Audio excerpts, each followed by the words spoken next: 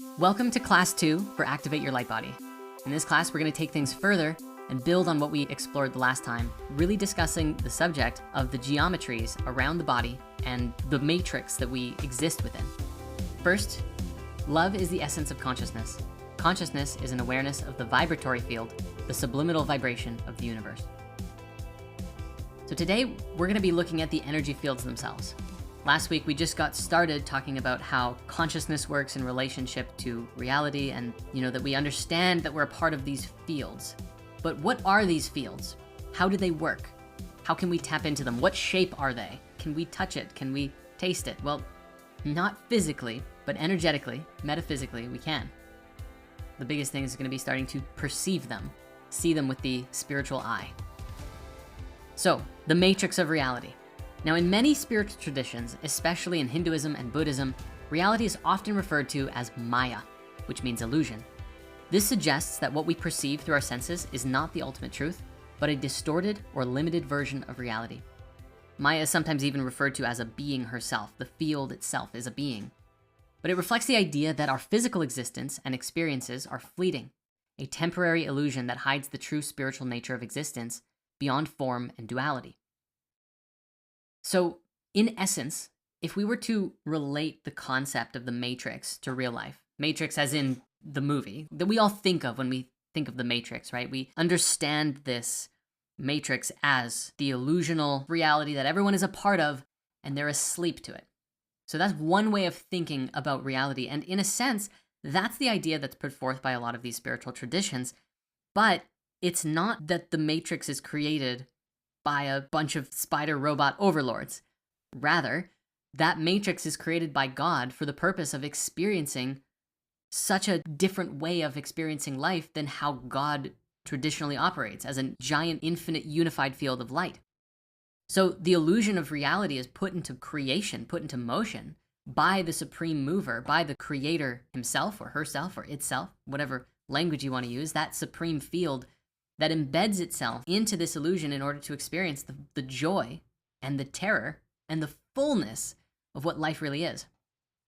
So the word matrix itself has several meanings. And one of them is actually womb of creation, or womb, simply. The word matrix originates from the Latin mater, meaning mother, and refers to the concept of a womb or source of creation. This evokes the idea of the matrix as a creative structure from which life and experience emerges. And we might have this on the next slide, but as you might also be aware, the term matrix is also a mathematical term that we use today to describe a grid of information. So when you put these things together, you have literally the field of reality being a grid of information being birthed in the mind of God, the womb of creation. It's a very cosmic concept, but the language itself, the etymological language itself, says that by its definition. This is not me being woo-woo. It's literally, it's in our dictionaries. It's amazing that that's the case. So as a womb then, this matrix can be seen as the foundational field from which all forms and experiences are birthed in the physical and energetic realms. So you imagine the process of childbirth. Now take that conception, take that idea, and apply it to reality. And consider for a moment that you are actively giving birth to new experiences in the womb of creation. It's maybe a bit of a strange thing to consider, but it seems as though that's the case. From the present moment, we are constantly bringing forth new experiences and new realities through our minds and through our actions and our bodies and the fullness of our body of consciousness. We are also co-creating, co-birthing this reality with the cosmic mother. So continuing this, as mentioned, matrix as a grid of information, an interconnected web of energy, frequencies, and data that govern the structure of our perceived reality. Now, we have in some traditions, such as the Kabbalah, such as the Jewish mysticism, they say that God is law. And you say, well, what does that mean? I thought God was a being. Well, they say, yes, God is also a being, but God is the cosmic law that allows everything to exist in the way that it does properly. If you think about it in this sense, if you were to go for a walk and then suddenly fly up 400 feet in the air and then slowly start floating down and then you exploded and then you rained into the world and your particles started to merge back together and then you That doesn't make sense. But that would be what would happen, or something like that, if the laws of physics were inconsistent. If you were not able to consistently rely upon gravity, or if the very molecules or particles that make up your existence were not consistent, then you probably wouldn't have a physical form, and if you did, it wouldn't last very long. So God is the laws, the structure that brings about the order that allows for our material reality and the whole universe to function appropriately. And so as a grid of information, God is the matrix, just as God is the divine mother. This is the beautiful union of that conception of, we can say he or we can say she. In the English language, there's no word for both at the same time. But that's why in the Hermetica it says, God, being bisexual in nature, made love to itself and brought forth all things, because he's describing the masculine and the feminine principles merging together to create all things. So this idea aligns with metaphysical views that the universe is a vast energetic network where thoughts, emotions, and consciousness influence the creation and experience of reality. And naturally, we have to look at our modern scientific theory of the holographic universe, which is an idea proposed by modern physics that suggests that the entire universe might be encoded in a two-dimensional surface, creating the illusion of a three-dimensional holographic world. This aligns with the idea of the matrix as an illusionary construct, much like a hologram. In this theory, every part of the universe contains the whole, similar to how a hologram works, suggesting that reality is more like a projection from higher dimensions rather than a fixed material existence. This idea is being considered at very high levels of scientific thought today, but where science sometimes has some struggle, or at least in the mainstream as far as the public discussion of this goes, is the integration of the spirit, of the consciousness, of anything that could be quote unquote divine, because naturally doing so invokes all of the religions of the world, and so far those things are kept separate. But that's what we're here for. The final piece of this whole matrix of reality conversation is, of course, bridging the ancient and the modern perspectives together. Because if we look at that idea of Maya and the etymological roots of matrix, we find that it fits perfectly with the modern idea of the holographic universe. And we can therein understand that reality is not as solid or objective as it seems. It's just that as we're discovering, the way that we interact with, the way we shape this reality field is through our thoughts and feelings, through our intentions, through our desires, through our wants. Together, these ideas propose that our experience of reality is shaped by the underlying field. And it's by understanding that and interacting with it, we can make sense of who and what we are, and we can become master creators in this world.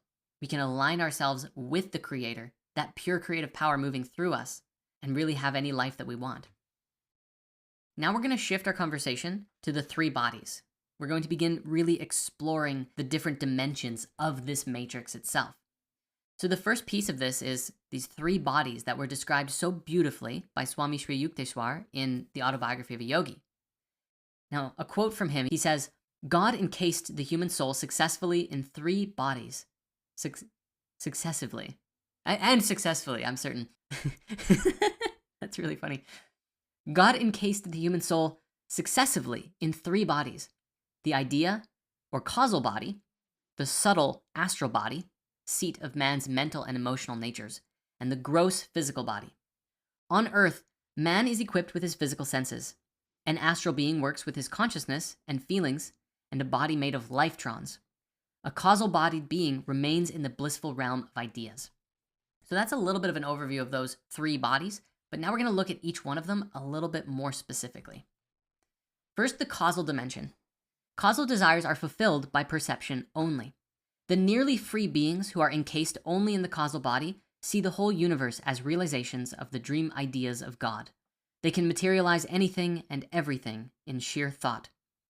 Causal beings therefore consider the enjoyment of physical sensations or astral delights as gross and suffocating to the soul's fine sensibilities. Causal beings work out their desires by materializing them instantly. Those who find themselves covered by only a delicate veil of the causal body can bring universes into manifestation even as the creator. Because all creation is made of the cosmic dream texture, the soul thinly clothed in the causal has vast realizations of power. Just because I was curious, I wanted to try imagining what a causal dimension would look like. But of course, It's impossible because there's no visualization that would suffice from this gross, dense material reality. But nevertheless, I asked AI to come up with an image based on this information and some additional descriptions from Sri Yukteswar, and this is what it came up with, which is pretty cool. You can take a moment to imagine being one of those spheres, or not even being a sphere, being the flowing current of energy, and how multidimensional your senses might be as one of those currents, or being as a field encompassing all of this. Wild to consider. Next, we have the astral dimension. The description of this is a little bit long, but it's very powerful. Swami Sri Yukteswar says, the astral universe, made of various subtle vibrations of light and color, is hundreds of times larger than the material cosmos. The entire physical creation hangs like a solid little basket under the huge luminous balloon of the astral sphere. Just as many physical suns and stars roam in space, so there are also countless astral, solar, and stellar systems. Their planets have astral suns and moons, more beautiful than the physical ones. The astral luminaries resemble the aurora borealis, the sunny astral aurora being more dazzling than the mild-rayed moon aurora. The astral day and night are longer than those of Earth. The astral world is infinitely beautiful, clean, pure, and orderly. There are no dead planets or barren lands. The terrestrial blemishes, weeds, bacteria, insects, snakes, are absent. Unlike the variable climates and seasons of the Earth, the astral planets maintain the even temperature of the eternal spring with occasional luminous white snow and rain of many colored lights. Astral planets abound in opal lakes and bright seas and rainbow rivers.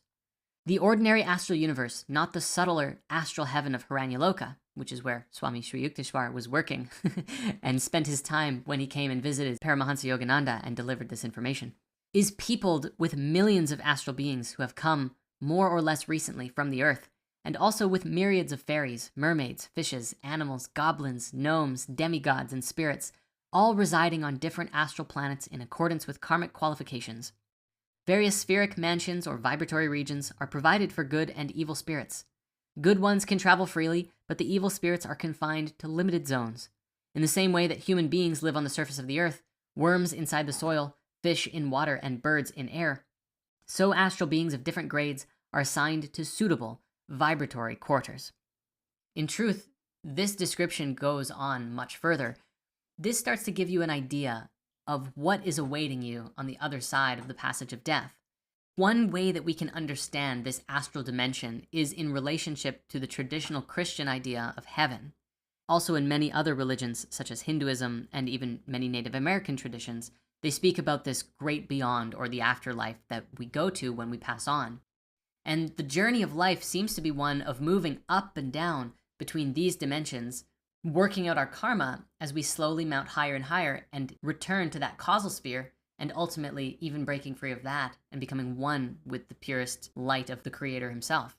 And so here are some visualizations of what that astral world might just look like, at least from a AI generated perspective. And here was another one that was generated that shows these different vibratory quarters based on the different regions that are available, or based on the vibratory qualities of the individuals and where they're existing. As he said, that certain beings who are vibrationally qualified through their virtue are able to travel freely to very different areas of the astral heaven or the astral sphere. Just as anybody here can travel around the world if they have a passport and they're a good person. But if you have a big criminal record or you're in jail, you're not going anywhere. Apparently, the astral dimensions work in the exact same way.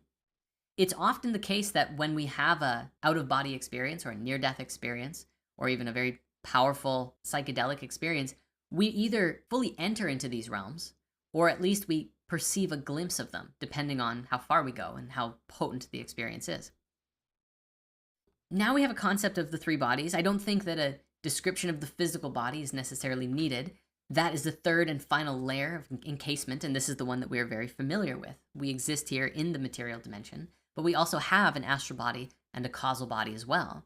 And it's by creating an alignment between those through meditation, through our light body practices, and so on, we support ourselves in becoming more attuned to the subtler vibrations of that higher self, and therein become more clearly able to manifest and create what we want here in this life. In Hindu traditions, there is another concept called Prakriti and Purusha. This also goes back to the concept of Maya, but now we have the duality of creator and created. One thing that you find when you learn about Hinduism is that there's a lot of different names for the same thing. So Prakriti is the illusion of Maya, just said with another name, if you will. Purusha then is the unchanging infinite self or soul. This is a beautiful way that you can start to conceptualize the difference between creator and created, or even soul and body. The illusion itself is always moving. It's always moving. It can't stop moving. You could imagine the subatomic particles that are making up everything in an apparently stationary object, like this wall behind me or a rock on the ground. It might appear that it's not moving, but at a subatomic level, it is. It's just vibrating at a very particular frequency, and it appears inanimate. But taking things a little bit closer to home, you can consider that your body is always changing. You're always going through cellular mitosis. Your body is always growing older. You're always adding new things to your body, or you're always breathing. It never really stops, even if you're in the deepest of meditation. So the field, the reality, the illusion is always moving.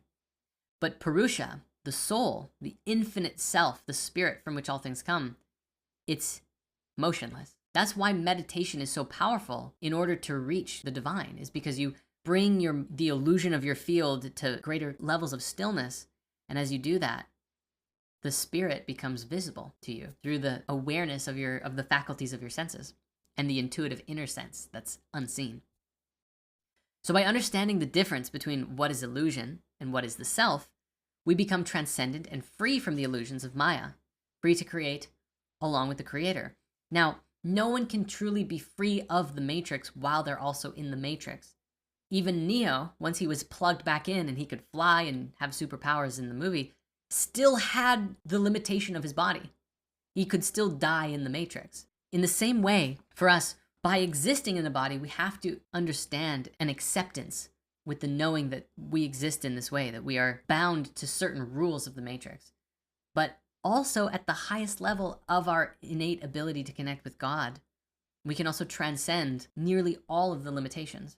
Some might say that we can actually transcend all of them. In fact, even moving our body physically into an energetic state and disappearing from this dimension and move into a higher one. But this is something that takes tremendous, tremendous discipline, tremendous practice, and very, very few people in history have done this. That's not to say it's impossible, but it is a little bit outside of the scope of what we're focused on here, because this course is aimed to be practical for most people, not for the select few. So, Prakriti, as we're starting to understand this field a little bit more, just as we have our three bodies, Prakriti itself, the matrix itself, is divided into three states or characteristics that we inhabit, and these are called the three gunas. Knowing these gunas helps us to navigate our way out of the matrix. So the three gunas are as follows. First we have sattva, then we have rajas, and then we have tamas. Sattva is the highest state. It's a state of peace, enlightenment, and meditation. It's a purifying state of the selfless being.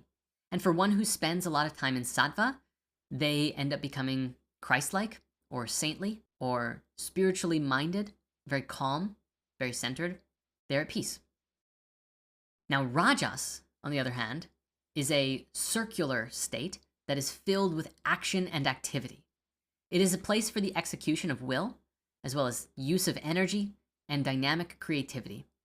But the challenge with rajas is that it is driven and swayed by greed. So we have to be very careful. A lot of people in life get into rajas and they just keep spinning around and around and around and around, and they never move up at all into a higher dimension of thinking and thought.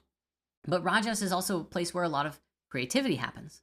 You can imagine that if everyone in the planet was just sitting around meditating all of the time, we certainly wouldn't have movies, books, music, art, or perhaps all of those things would be created very, very slowly and very purposefully, because people would be preferring to just be experiencing the bliss of the inner experience rather than translating it outwardly into a visible format.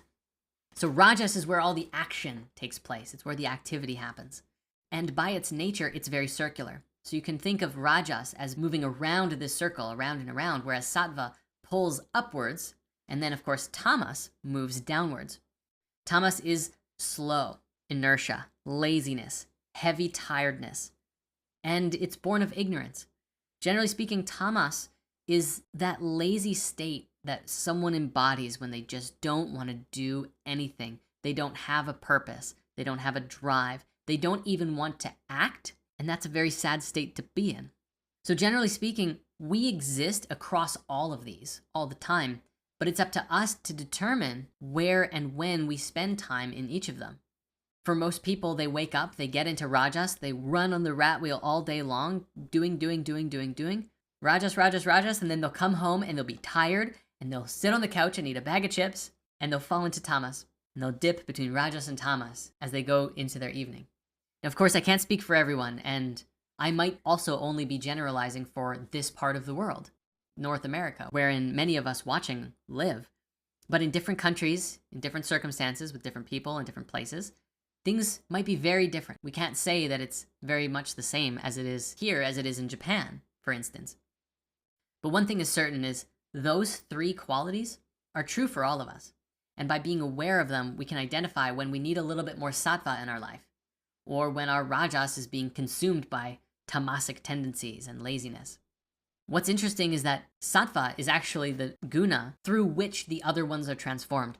We can transform our inertia, heavy energy, and purify it through sattva, which is through a meditative state. This is another picture of the three gunas, and it's just depicted in a different way. Ultimately, all of the information here is the same, so we don't have to necessarily get into all of it again. But we can see that the three states of being apply perfectly also to a flower, which aligns with the Trimurti, that of Brahma, Vishnu, and Shiva, depicted here as the creator, preserver, and destroyer. But we can see then that sattva, being at the top, is the blossoming of the flower, and rajas is the stem through which all of the energy transfers. And then the roots of the plant are tamas. They are buried deep in the ground, absorbing nutrients constantly. If a flower exists naturally this way, perhaps us too, if we balance these energies, we can have all of them in sync and harmony with each other, and not necessarily go, oh, well, I'll only be sattvic and not be rajasic or tamasic. Because perhaps by doing that, we end up cutting off a way in which that we would nourish ourselves or send activity or energy through our bodies. And even Krishna said that the path of action is stronger than the path of renunciation. This might be something that we can consider is, how can we balance these three states within us? The next piece of our fields of energy that we're gonna look at are the 5 types of prana. Now, I have this drawing here, this diagram, and you can see that we have prana, udana, vyana, samana, and apana. These are the 5 types of prana, and we can go over them very simply, but we'll take a moment to go over them a little bit more thoroughly on the next 2 slides. First, prana comes in through the top of the head. The top right here we see, and this is the prime energy. This is the energy, the pure substance, the life force current that all of the others are based on. So there really is only one type of prana, one type of life force current. It's just that as it's directed or flows in different ways within our body, it gains different names because of how it moves, in essence. It's described that this prime prana, the divine light or the divine energy from our higher self, flows in through the top of our head or through the back of our head at the medulla oblongata. Technically, it is a bit of both, but there's a sort of a mirror wall there. It's experienced as though it's coming in through the back of the head. Then we have udana, which is actually based on the throat, and it's the upwards pull of evolution. Udana is when one is selfless, the force that pulls you up into higher states of understanding and higher levels of consciousness. Being that it's an upwards moving force, it essentially is a sattvic force by its nature. And when one is selfish, in contrast, udana essentially drops them down. You could think of it like an elevator that continues to pull you up as long as you're virtuous. But the moment that you're selfish, the elevator goes, ah! Like one of those rides at the theme park or the amusement park. So you have to be very careful to try and remain in both humility and virtue and grace every day as you go about your life. The udana continues to help you raise your consciousness and raise your understanding of what life really is all about and who you are and your place in that world. Next, we have vyana, which is the central body regulator. Vyana is where all of that divine energy, the prime energy of prana, pools in the heart and then moves out through the heart into the rest of the body. So the force of action, the force of you walking and doing and talking and living your life in all of the ways, it's outpouring from your heart, and that's vyana. Then we have samana, which is harmonizing and assimilating new energy. It's located in the navel or in the belly, and it is responsible not just for assimilating food, but also thoughts, ideas, experiences. So when you have a conversation with someone and you stop and say, let me think about that for a little bit, even as you think, you are using the same digestive current as you would if you were to have eaten a sandwich. All of those different things are processed in the body by the same energy, just in different dimensions. And that's samana. And then finally, we have apana, which is excretion and reproduction. This is the prana located at the root chakra, at the base of the spine. And it has both an upwards flowing force, which is generative by its nature, the reproductive force, as well as the excretion force. Anything that you are no longer using, it sends it out. So even if you were to sweat, that outward motion of the sweat leaving the glands of your skin is apanic in its nature. But otherwise, of course, going to the bathroom, these are apana at its finest. So to go just a little bit deeper with these pranas, I want to share with you some writings from the Upanishads directly, one of the original sources of information and insight about these 5 types of prana. Prana, born of the self. As a man casts a shadow, the self casts prana into the body at the time of birth, so that the mind's desires may be fulfilled. It is the source of the other 4 pranas that it works together with, responsible for intake, pours in from the top of the head, and primarily dwells in the face. Udana, upward flow leading the selfless up the ladder of evolution and selfish down. A force of fire. When this fire is out, senses are drawn back into the mind and a person is ready for rebirth. It is the Kundalini energy and rules the throat. Vyana, like fire that faces south for carrying offerings to ancestors. It distributes energy, moving through the myriad vital currents radiating from the heart where lives the self. Coordinates the other 4 pranas, keeping balance and nourishment. Governs the circulatory and nervous systems, limbs, muscles, thoughts, and feelings.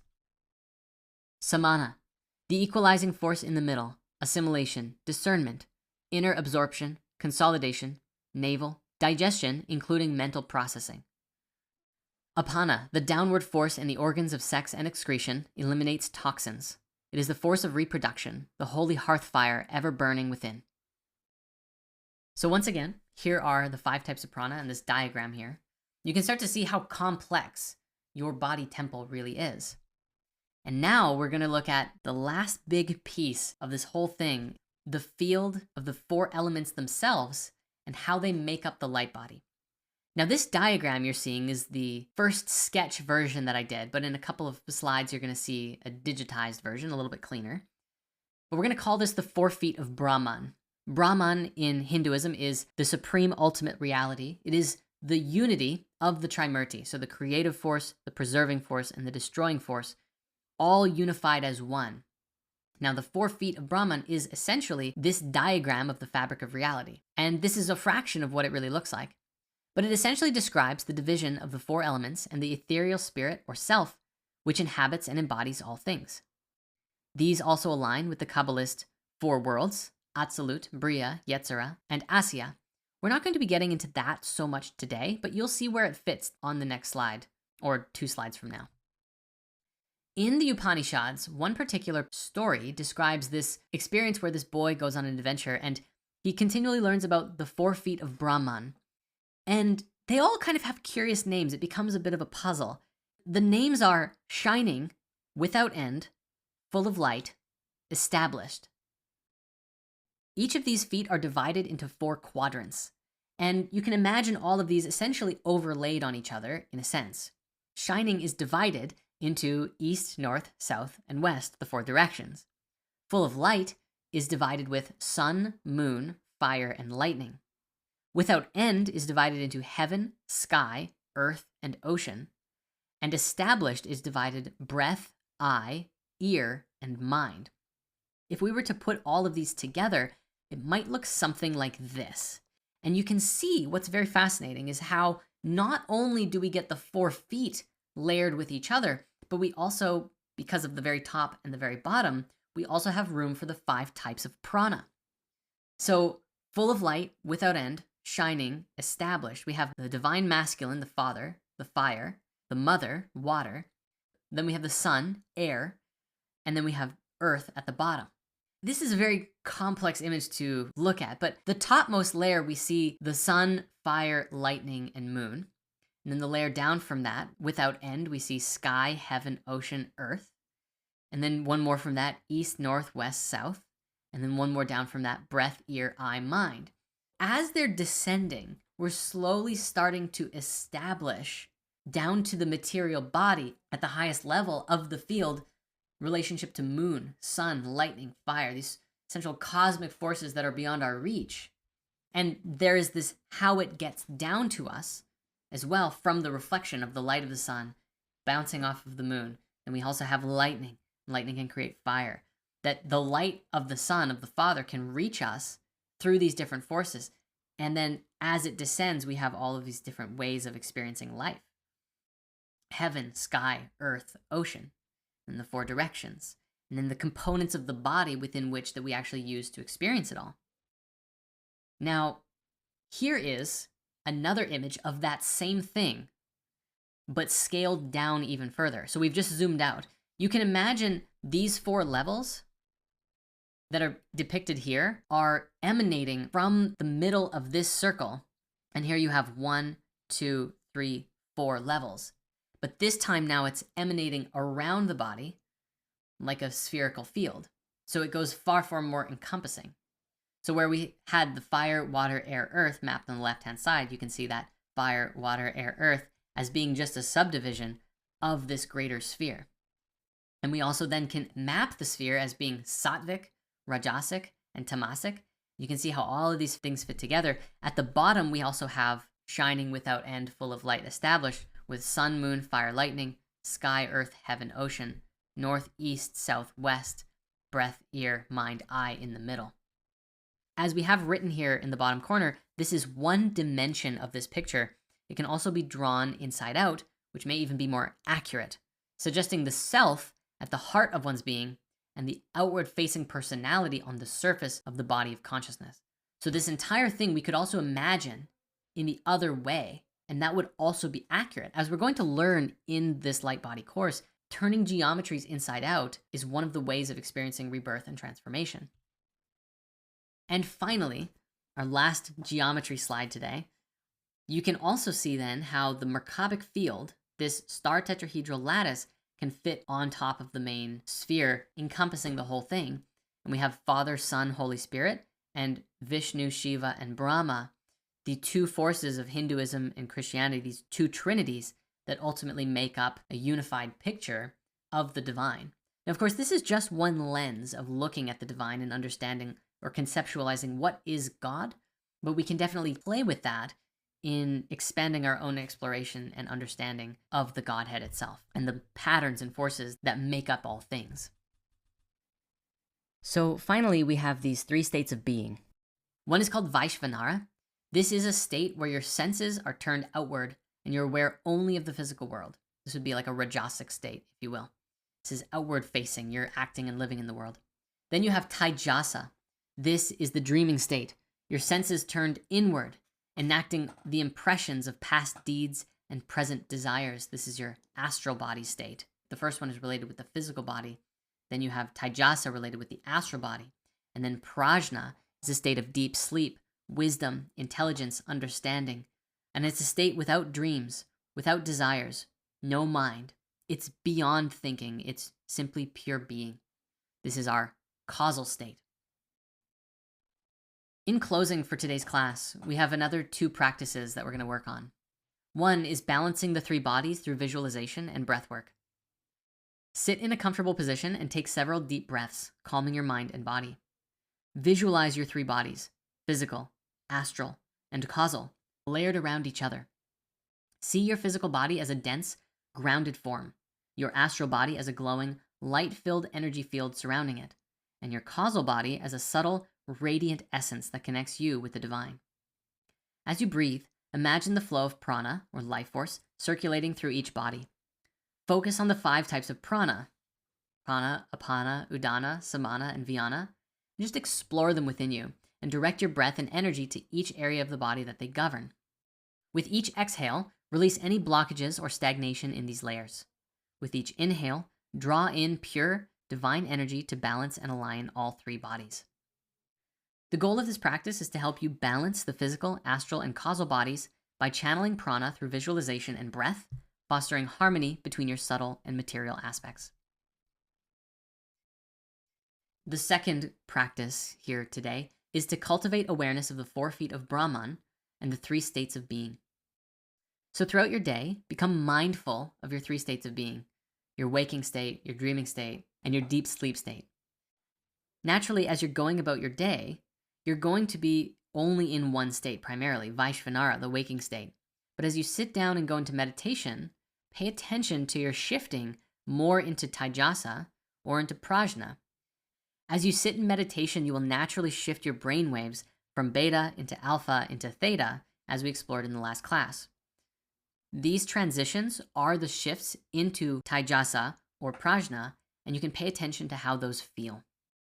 Also, at night before going to sleep, take a few minutes to consciously reflect on these states and the 4 feet of Brahman, representing the different dimensions of your being.